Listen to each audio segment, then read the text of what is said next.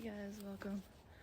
So I showed you that video about 2 Kings chapter 13, and I just still been thinking about it. That's what it means to meditate on the law of the Lord day and night, is to really think and ponder. And yesterday I shared, I think somewhere in Luke, where Mary gives birth to Jesus, and after she ponders and she treasures these things in her heart, and it goes to show you this is something that we should be doing, and there's a reward with it, trust me. And just thinking about all these things, well, first of all, this is a man of God, a prophet, right? In the Old Testament, Jesus liked to be called the man of God. And it's crazy because this man of God is dead. He's in a tomb. And there's a Moabite. There's a situation where they're carrying a dead body too. And they get frightened, so they throw the dead body in the tomb of Elisha. And it's crazy because it was death through one man. And we don't know what descendant this guy was. I think he might have been Moabite. Is raised from the dead. He was standing on his feet alive through this man of God. And it's just interesting because you see Jesus in the tomb, and then the whole thing with Lazarus, the Holy Spirit's been showing me. It's just wild. Okay, Martha, her story too is wild because I didn't know that this Martha is the one who was pouring the alabaster jar on Jesus' feet, which later on is the same one who's worrying in the kitchen, worried about preparations.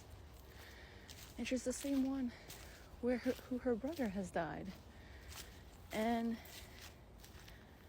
she's the same one that Jesus is speaking to when he visits Lazarus' burial.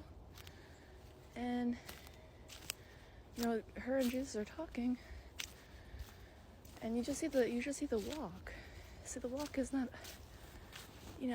we see even with Peter, he doesn't get things right away. It takes time. So we see that kind of with Martha too, and Mary too. And this is wild what the Holy Spirit's been showing me. But she says something like, oh yeah, we'll see Lazarus again at the resurrection. And then the man of God goes near the tomb, and he calls Lazarus to get out of the grave. And he comes out, and he's standing on his feet. Parallels, There's parallels in the Old Testament, and you just have to have eyes to see the curiosity, what God is doing. He's everywhere. And I think I'm supposed to be here just to open up the eyes, give you eyes to see. I just had to share that, maybe increase someone's faith or inspire them to get back into the Bible and really see these, I like to call them golden nuggets. You see them everywhere. Jesus says, seek treasures in heaven, not here on earth, and these are treasures. We see that Mary, when she hears about the birth of Jesus, she gives birth, she was meditating on all of this, and she treasured it in her heart. And so, it's something that I think, where your heart is, that's where your treasure is, right? So your treasure has to be Christ. Whatever comes out of your heart, right, it's what defiles you. And if your heart is filled with Christ and nothing else, only treasure is going to come out, and you're going to reap and sow. You're going to be a true harvester,